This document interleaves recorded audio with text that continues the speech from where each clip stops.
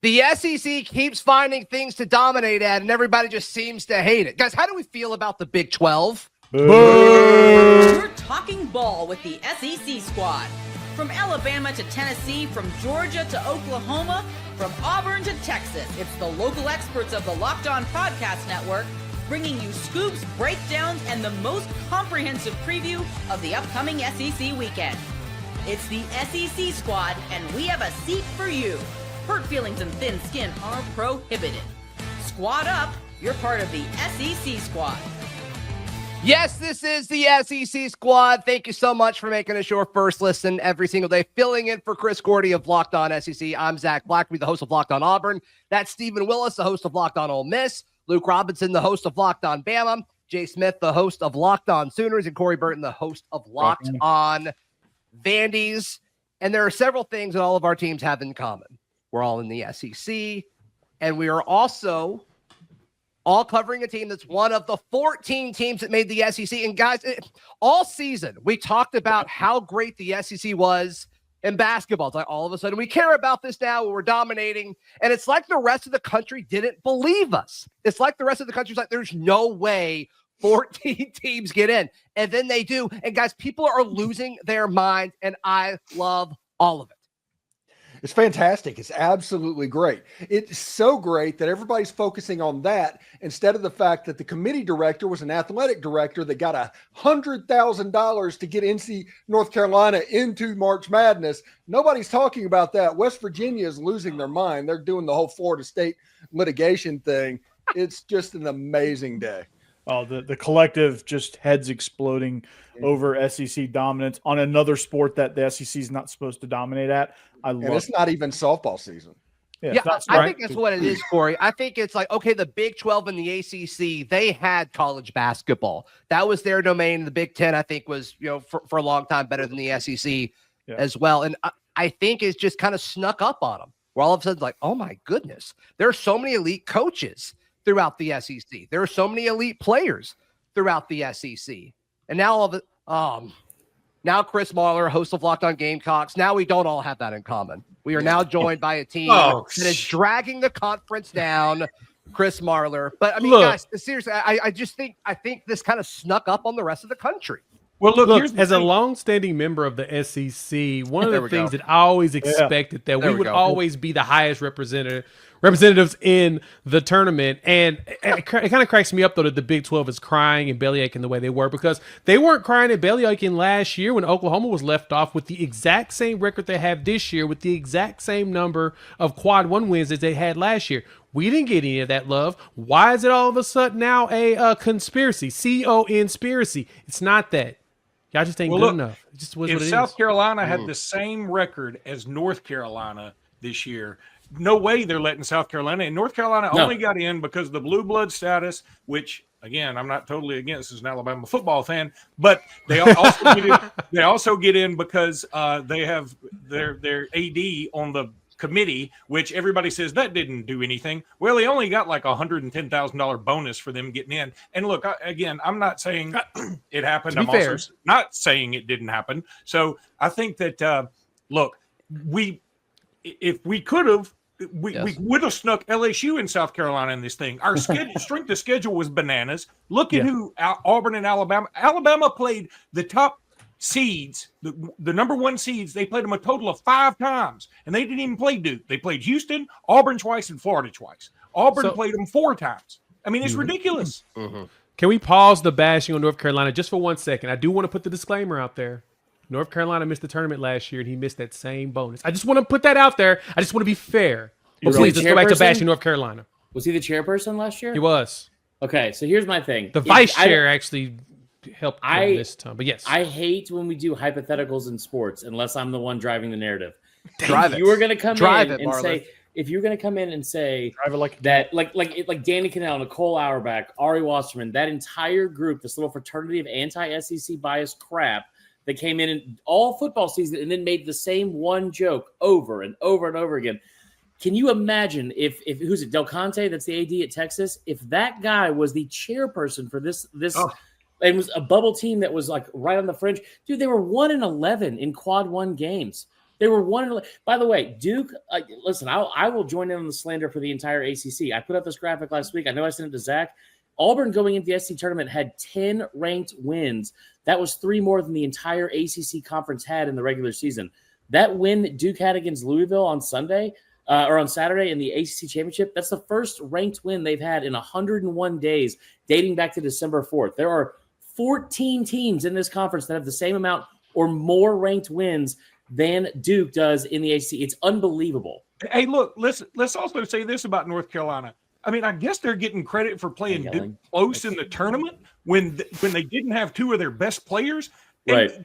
Can't even stay in. They commit a lane violation trying to tie the score. That right. should disqualify you from the NIT, from a Scrabble tournament. It should disqualify you from anything. I mean, well, the fact that they got in there and it was like you heard the open reasoning as to why they did it. They're like, well, listen, they should have beaten them. Luke, you just made a great point. They should have beaten them, but they did it without their 2 best players and arguably the best player in the country, arguably the best player in the country. Mm-hmm. And the fact that they were like, well, no, yeah. What the reason why is because they should have won. Well, guys, there's a reason they play 35 games going into the postseason and March Madness, because we had an entire sample size for several months that showed you didn't deserve to be in there. You were 1-11 in quad 1 games. So the fact that 2-10 would have made that much of a difference is insane.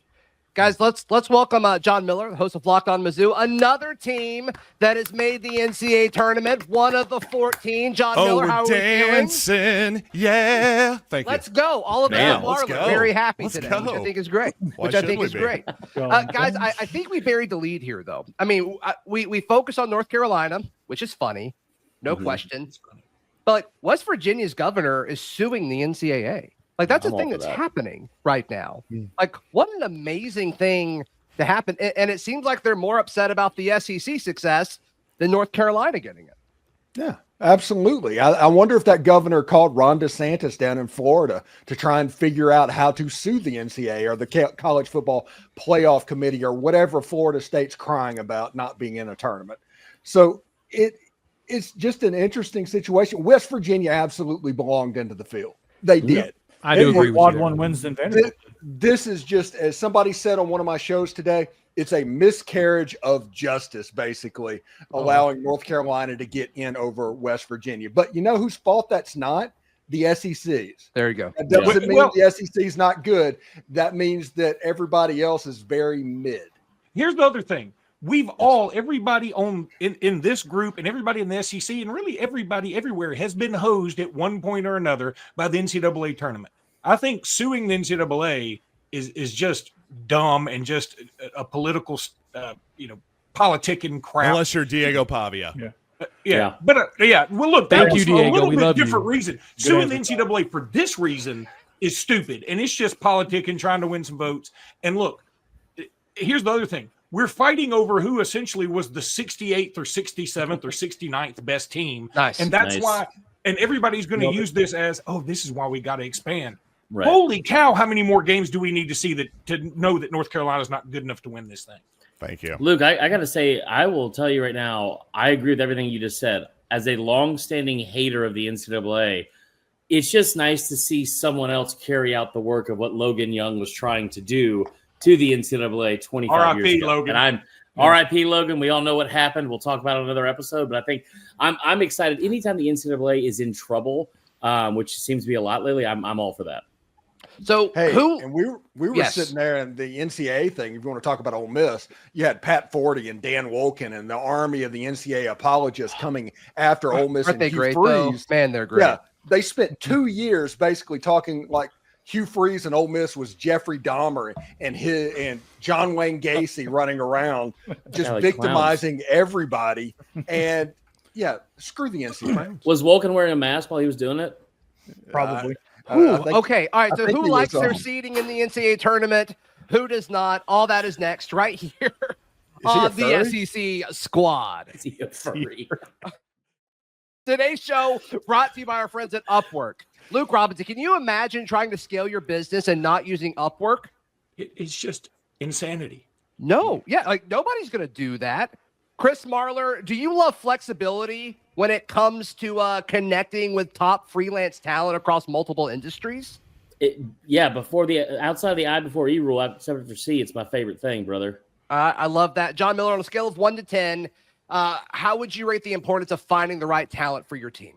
I would say 11 billion. There we go. You can visit Upwork.com right now and post your job for free. That is Upwork, UPWORK, Upwork.com. That is Upwork.com to connect with top talent, and you can grow your business today. Today's show is also brought to you by our friends at Fabric.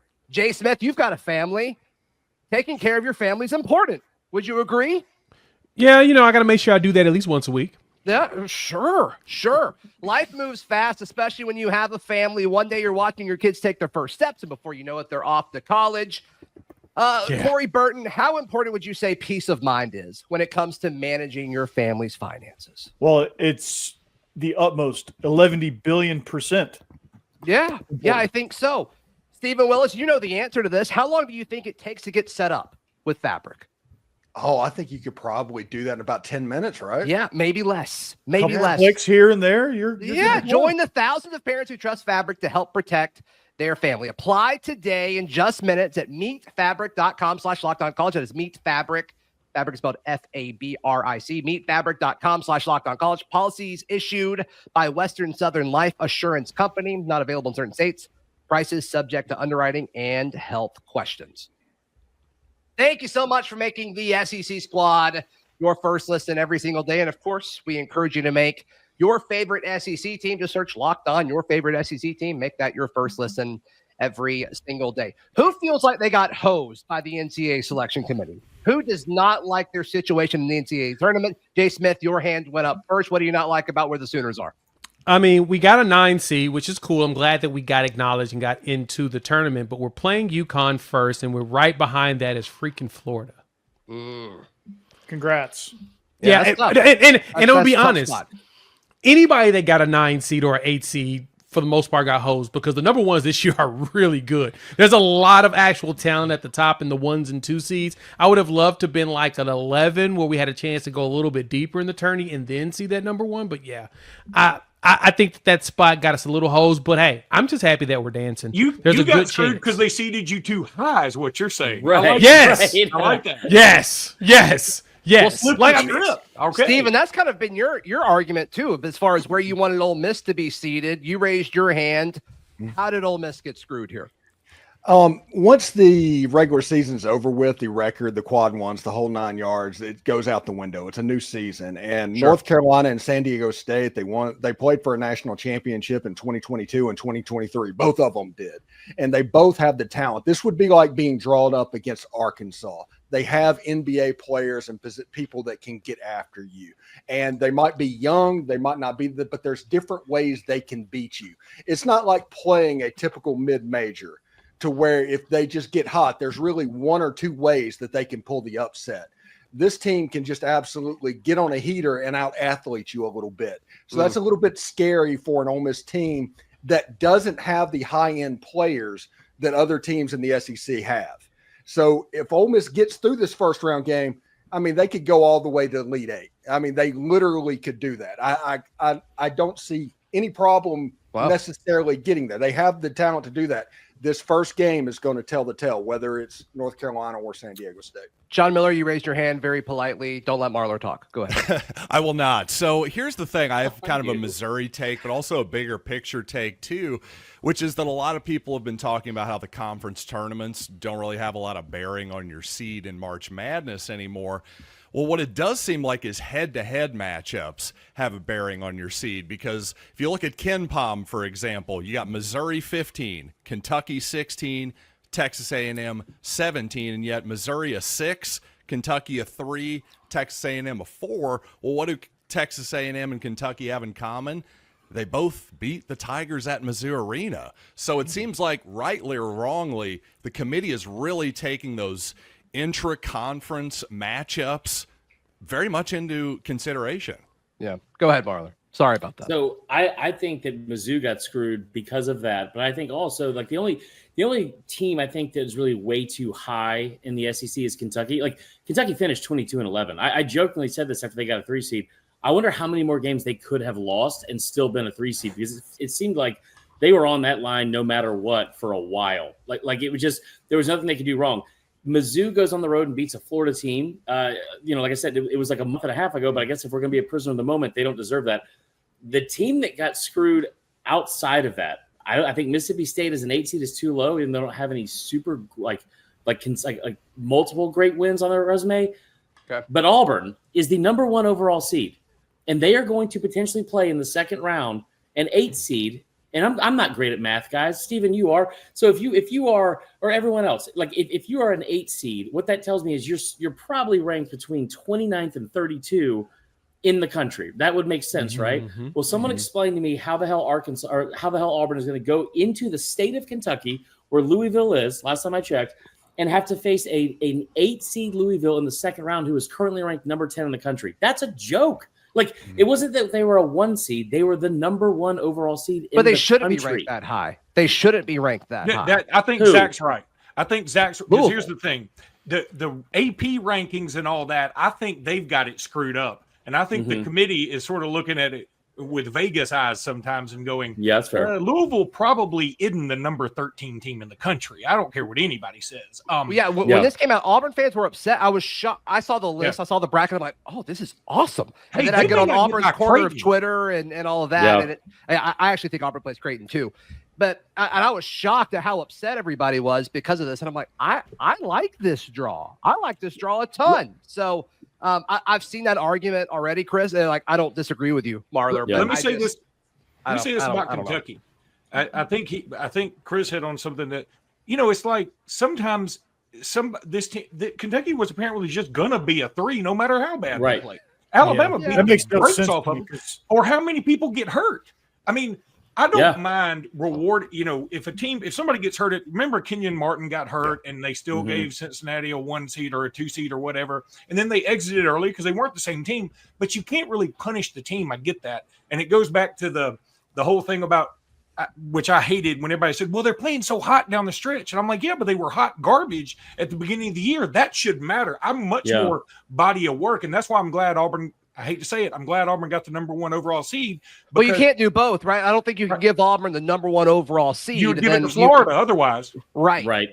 If it matters what you did lately, then Florida should have been the #1 overall seed. I think it's also also weird to me. Lately, Vandy's not in the field, so also true. That's true. It also feels weird to me sometimes, the NCAA tournament, because it's like they act like they put so much work into this bracket and how long it takes to Joe Lunardi has just been he's basically like a weatherman for the last 5 months. That's all he's doing. It's incredible. Best job in America. Rolling his sleeves up. He's like an accurate one every single year too. It's amazing. You can't tell me that Kansas and Arkansas to go play Rick Pitino in round 2 was because of some kind of geographical thing or anything other than, that would have a lot of eyeballs in it. That's going to sell a lot. Right. In Providence, by the way. Right. That's just coincidence, right? Yeah. Yeah. By the way, I was going to say Missouri and Kansas, that huge rivalry. Possibly they could meet up in the Sweet 16. I don't think that's a coincidence either. I like that. I don't think they are either, but I'm just saying it could happen. Listen, and then this has changed the subject just a little bit, but Brandon's not here. And I don't want him to think I'm going after the Florida Gators. But what is it with Florida? They had Billy Donovan, who was basically a grown-up Eddie Munster, and now they have Eddie Haskell as their coach. How good does Florida have to get, by the way, to get Brandon to show up? They had cousin Eddie, so they like the Eddie thing. Is Brandon, is he convinced that he should be fired? Because there might not be a better team in the country. And I think I've said this to Steven for a minute. I was like, or at least we talked about it. I've said this since late January. Auburn has the best resume in the country. I still believe Bama has the most talent on their roster, too deep and everything like that, than any team in the country. But Florida is, I think, maybe the best team in the country. And you saw them just go run roughshod over everybody in that tournament. Kid, I think they've played the best basketball over the last, month or so. I would agree for sure. That. For sure. But then it's how much of that matter? I mean, just from the Auburn perspective, we won the SEC tournament last year. And that's then the question. We get Yaled. I mean, there's not a whole lot of correlation about SEC tournament success and how far they have runs in there, right? Alabama went to the Final Four a year they won it. Auburn went to the Final Four a year that they won it.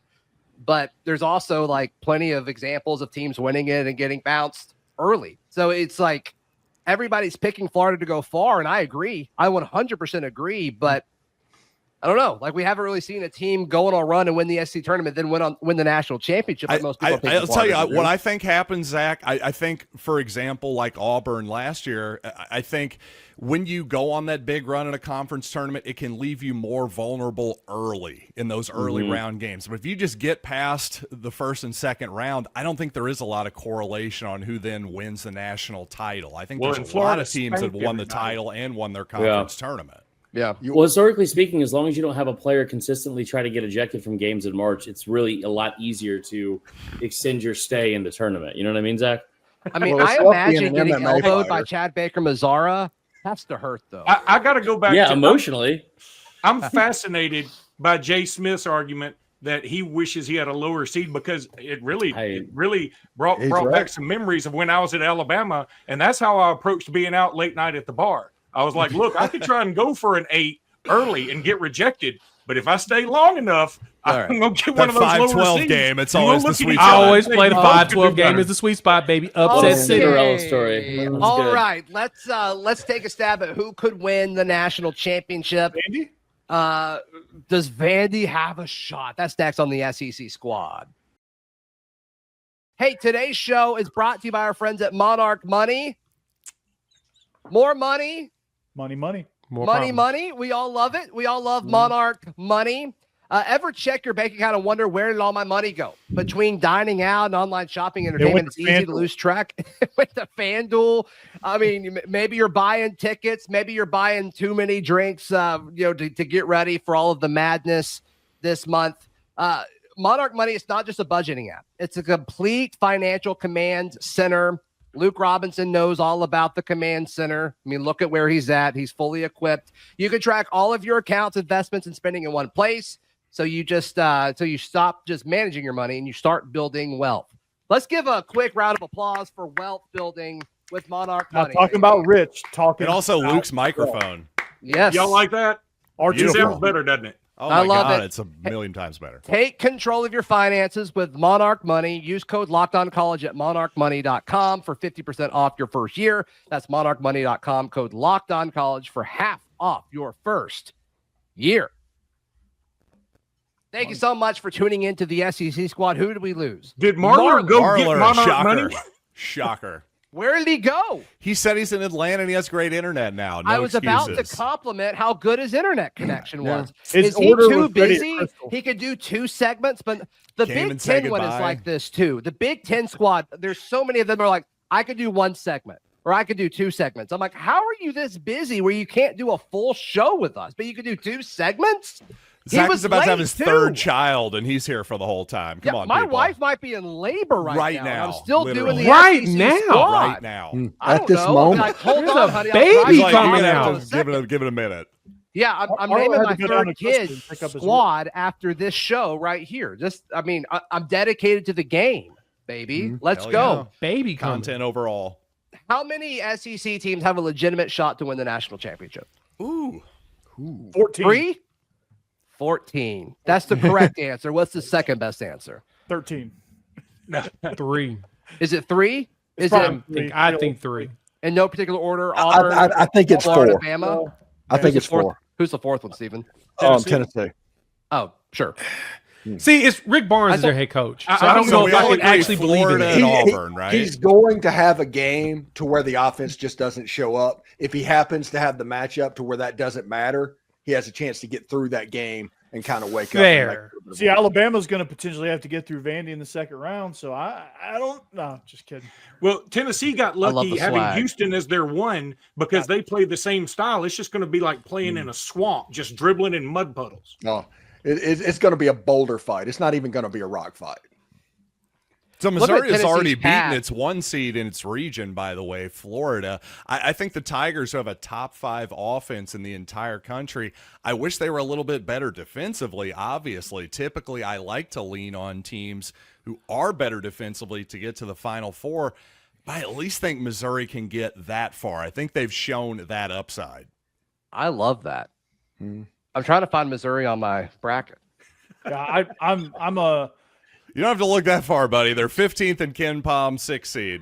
South region. Do you know what thought I've kind of been having as this bracket's been going? Because Florida's looked great over the last 2 or 3 weeks. Absolutely fantastic. Just an absolute machine. The last time I saw somebody that looked like an absolute machine go into the NCAA tournament, it was UNLV in like 1991 with the Larry. You haven't seen a team like that since 1991. UConn looked pretty good last year and the year before. But the hype around Florida, they're so explosive. You think it's more than Kentucky 2015 when they lost since one game the entire year? I don't know about that. Those UNLV teams were special, and Duke. Well, they were, but I think there's been some good teams since then. I wasn't even alive in 1991. The point is, Duke beat. Wait, you weren't alive in 1991? No, Duke beat them in the Final Four. I'm not the only one here. Duke beat them in the Final Four. Yeah. And the funny thing is, everybody had favorite players off that team. If you were that age, you're always picking you and everything. Stacey Augmon. Yes. The Plastic Man. Mine was Anderson Hunt for whatever reason. LJ. Yeah. I mean, everybody knew their starting 5, and everybody did. Yes, yeah. We don't have that nowadays. Too many one and done. Most of these kids are gone before they even get a chance to really get to know them. Hey, can I throw something out real quick? Does it seem like anybody wants to pick Houston? It just seems like we're all over and bored with Kelvin Sampson. Somebody did yesterday on the ESPN show. I don't know if it wasn't Willis, or at least they picked him to play Florida. I don't know if they picked what drug was it? What drug induced that? Oh, nice. It's hard to say with Disney these days. See, I feel like if Houston's name was just Kansas, I feel like a lot more people would be picking them. I feel like it's a lot of recent, history stuff. Screw that. Yeah, I've got Florida and Houston in the finals. I like it. It's and those are some grown men playing basketball. I can tell you that. Houston's got some dudes. I can't remember who I picked. 10th offense too. And it reminds me, Houston's good. In the Big 12, I think that matters. I really do. On Wednesday or tomorrow or at some point, I think I'm gonna go to watch the Phi Slamma Jamma 30 for 30. Oh yeah. Just to get in the mood. Yeah, just to get little NCAA tournament foreplay action. I like that. I do thank all of you for not bringing up the possibility of Alabama playing Auburn for a national championship in San Antonio, because nobody's ready for that, including me, including Zach. Let's talk about it just for a second. What happens if that happens? Harvey Updike raises. Yeah, we'd have to bring him back. Yeah, is he really gone? I just feel like he's hiding somewhere. Yay, history. Yeah. What happens to Danny Cannell if that happens? Oh, you know what? Yeah, the only person who'd be more irritated by that than Alabama and Auburn, because we just wouldn't like to give each other credit or anything. Danny Cannell would lose his mind.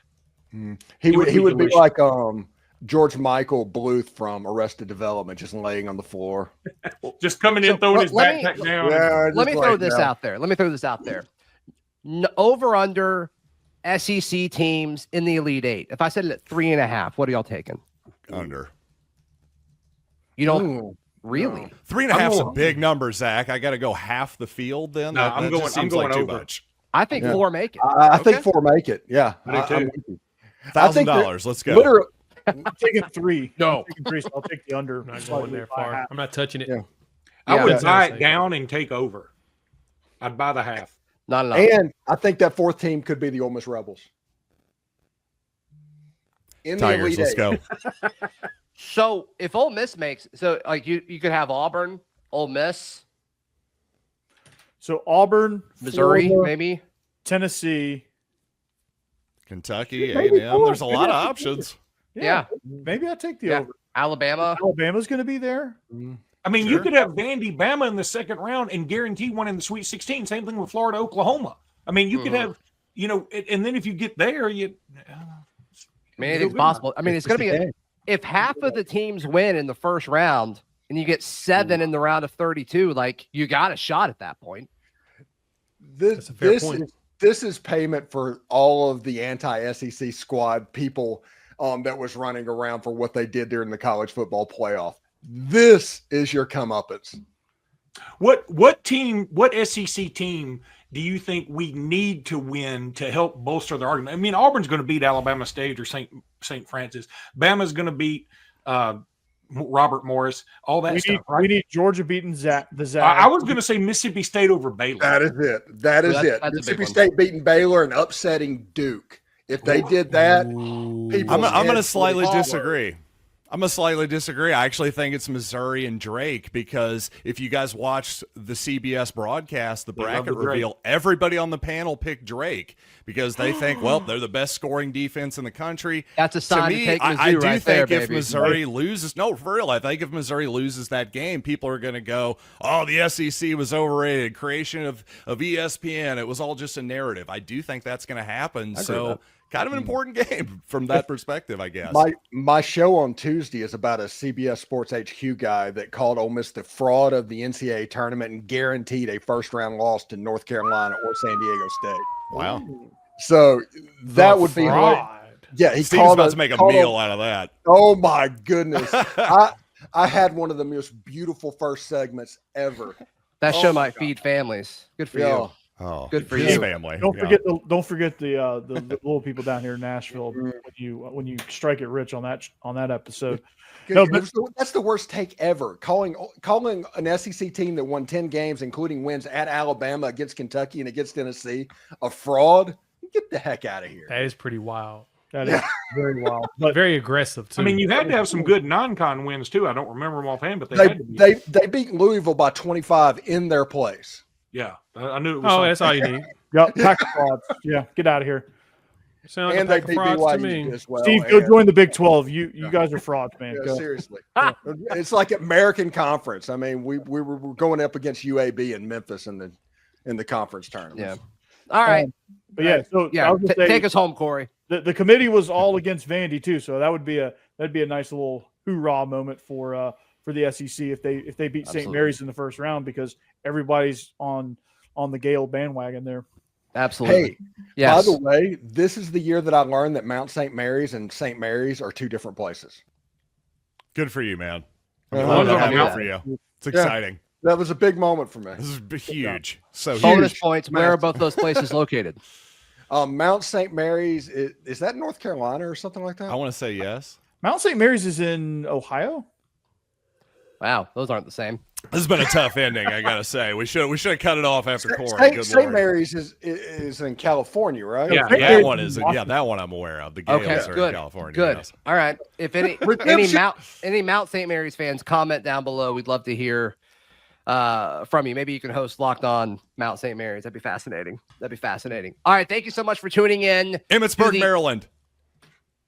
Oh, nobody was right. All right. We were way off. Samsonite. That's John Miller, host of Locked On Mizzou. Jay Smith of Locked On Sooners. Corey Burton, host of Locked On Vandy. Luke Robinson, host of Locked On Bama. Stephen Willis of Locked On Ole Miss. I'm Zach Blackerby, host of Locked On Auburn. Thank you so much for tuning in to the SEC Squad. What's all this 1 in a million talk? What?